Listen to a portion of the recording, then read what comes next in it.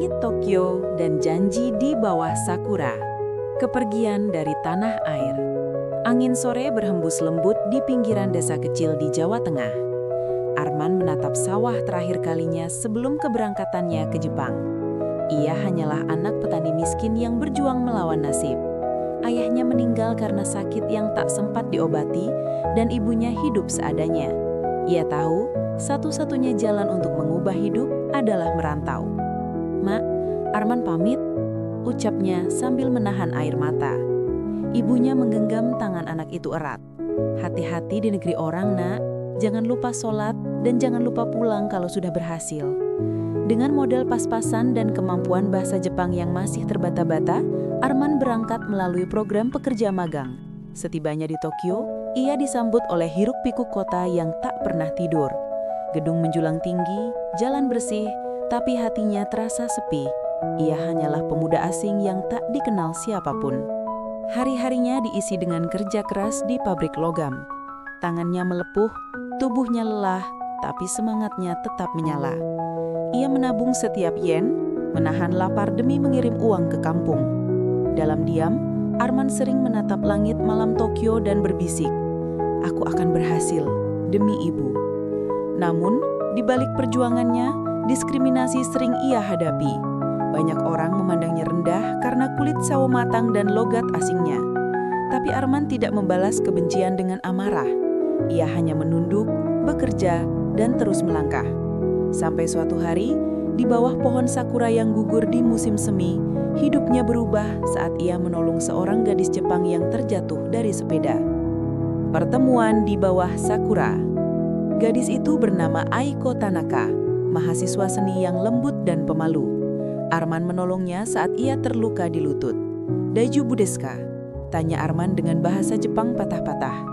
Aiko tersenyum, sedikit heran mendengar aksennya. "Hai, arigato. Kamu bukan orang sini ya?" Sejak hari itu, mereka sering bertemu. Arman membantu Aiko membawa barang, kadang memperbaiki sepedanya. Aiko kagum pada ketulusan Arman meski ia hanya buruh pabrik. Mereka berbicara dengan bahasa campuran, setengah Jepang, setengah Inggris, sedikit bahasa tubuh dan tawa. Namun, hubungan itu tak disukai orang sekitar. Rekan kerja Arman menertawakannya. "Kau pikir gadis Jepang mau sama orang miskin macammu?"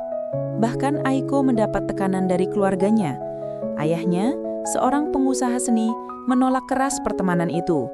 "Dia orang asing, kau tahu betapa keras dunia ini. Jangan buat malu keluarga." Aiko menangis diam-diam.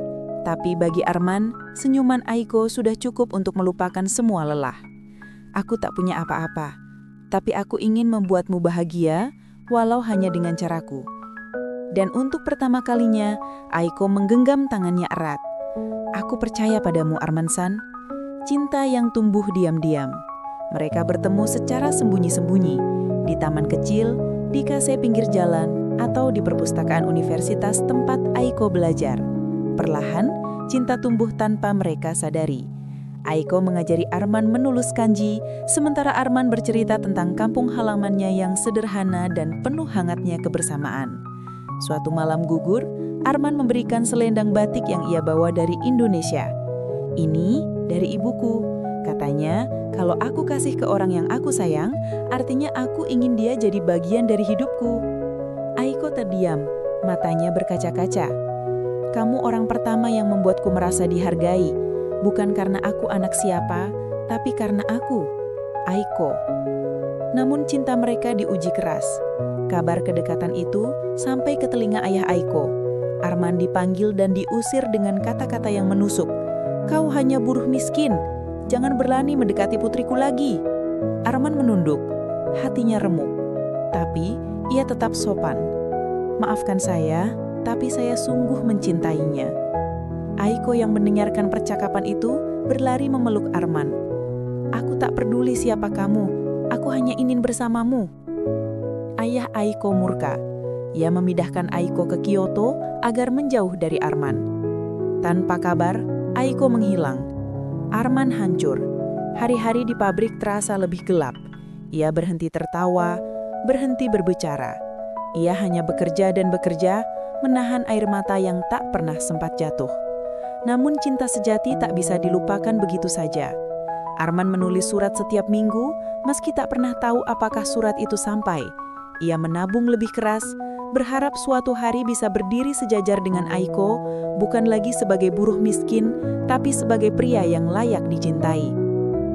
3 tahun berlalu, Arman akhirnya membuka bengkel kecil hasil jerih payahnya. Ia belajar bahasa Jepang lebih baik, bahkan membantu pekerja Indonesia lain di Tokyo. Hingga suatu petang musim semi, ketika bunga sakura kembali bermekaran, seorang wanita berdiri di depan bengkelnya dengan senyum yang tak mungkin ia lupakan. "Aiko?" Suaranya bergetar. Aiko menatapnya, air mata menetes. "Aku kembali, Arman. Aku lari dari perjodohan." Cinta yang kembali menyala. Aiko berdiri di depan bengkel kecil itu, mengenakan mantel krem, wajahnya dipenuhi air mata bahagia. "Aku mencari kamu selama ini, Arman," katanya lirih. Arman terpaku, tak percaya bahwa gadis yang ia rindukan selama bertahun-tahun kini kembali berdiri di hadapannya. Mereka duduk di bangku kayu depan bengkel, berbagi cerita tentang masa lalu.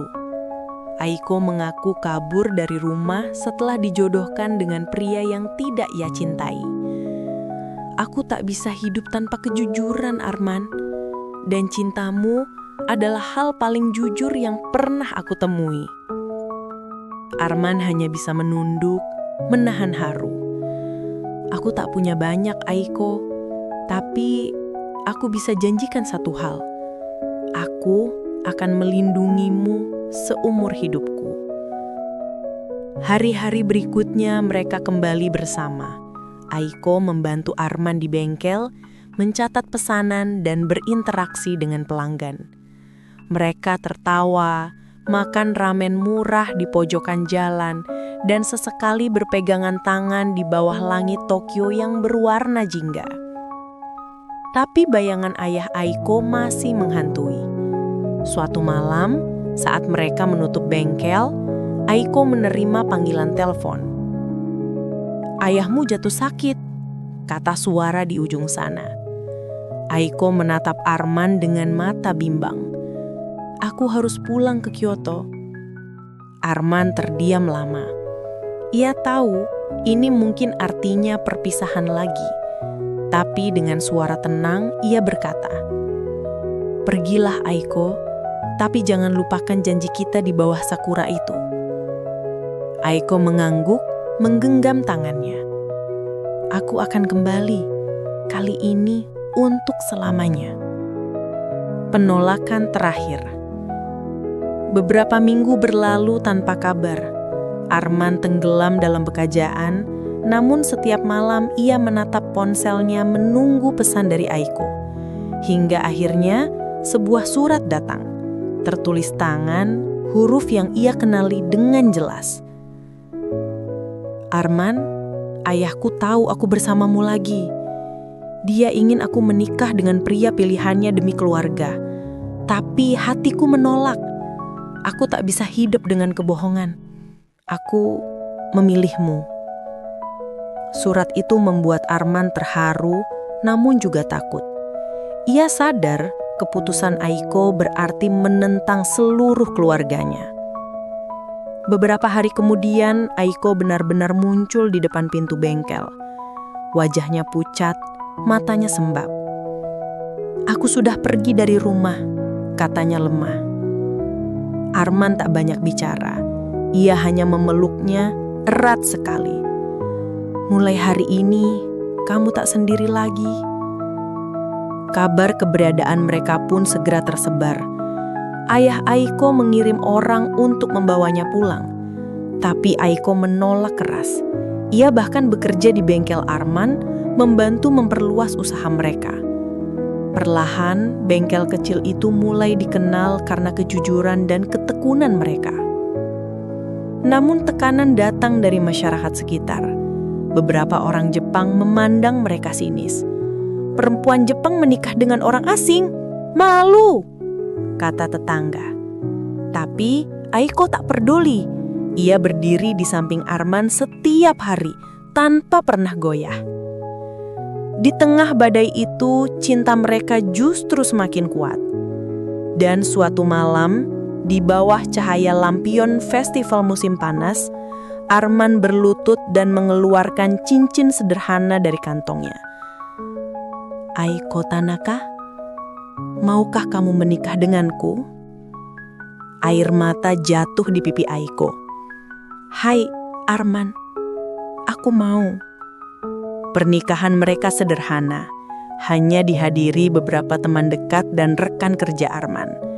Tidak ada pesta mewah, hanya taman kecil dengan sakura bermekaran, saksi cinta dua insan dari dua dunia yang berbeda. Aiko mengenakan kimono putih lembut, sedangkan Arman memakai jas pinjaman. Saat ia mengucap janji dalam bahasa Jepang yang terbata-bata, semua yang hadir menitikkan air mata. "Watashi wa Suto Aiko wo Mamorimasu," katanya gemetar.